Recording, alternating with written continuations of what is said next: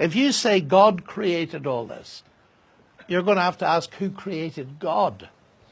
And that's nonsense. And it is nonsense, but not in the way he thought. Because if you ask who created God, you're assuming God is created. Well, I don't believe in a created God. We usually call them idols, and we don't need Dawkins to tell us they don't exist. You see, he's not addressing even the question if there's an eternal God. The Bible claims God is eternal. He's not created. So his question doesn't even apply, as I pointed out to him in that debate. But then I got the sting in the tail. I said, you believe the universe created you, don't you? So let me ask you your question, which you think is valid. Who created your creator? I'm still waiting for an answer, and that's 10 years ago. Well, it's funny because when you talk about somebody saying, well, who created God, they're still staying inside the time-space cosmos. In other words, that we say that God created time and space, and so causality is in that idea, that if God created something, who created God? But that's still inside the creation. But it's actually logically very silly. I mean, I used to get it in Russia, and it used to be very funny. They'd ask me this question, or children would ask it in Britain. I never heard it from professors. But in Russia, they'd say this, and I'd say to them, these were the old days, you know, when I used to go.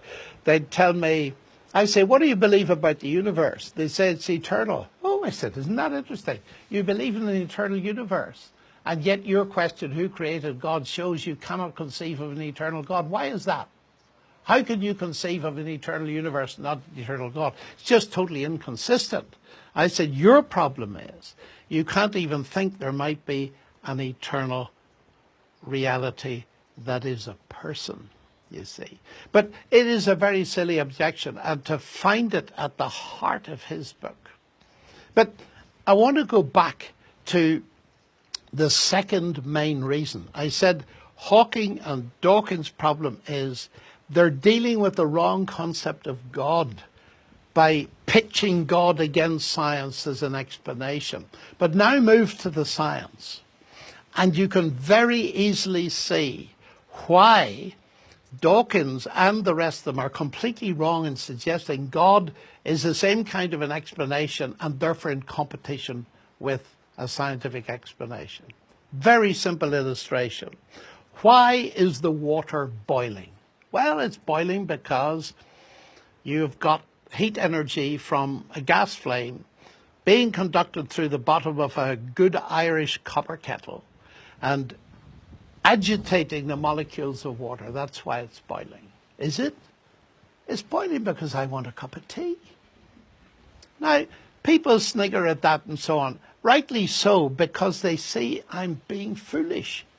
That the explanation in terms of heat energy, the scientific explanation, doesn't compete with the personal explanation of my desire for a cup of tea. In other words, both are correct. Both are correct. And you do not have to push one away and say this is the correct one. Both are It's as if correct. to say, because I can explain this in terms of heat equations and physics, John Lennox doesn't exist.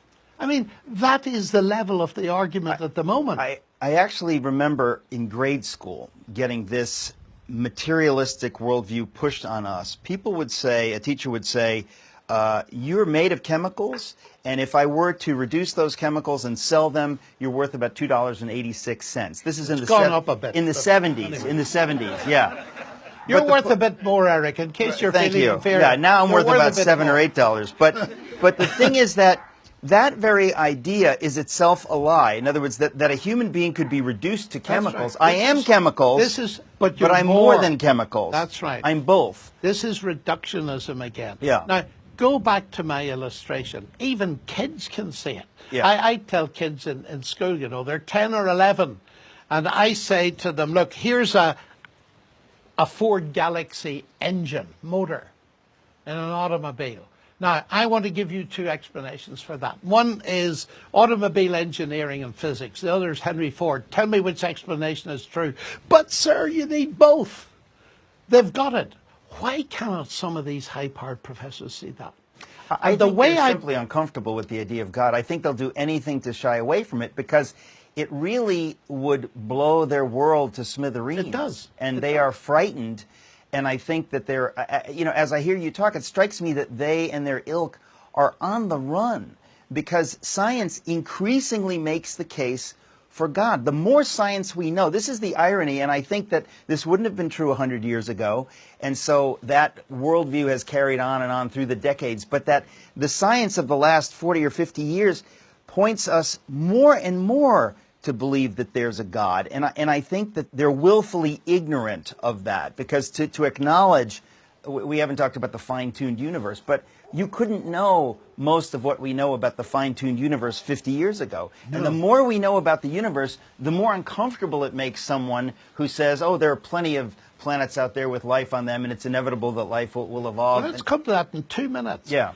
The bottom line for the argument I've just given is this, and anybody can use this argument.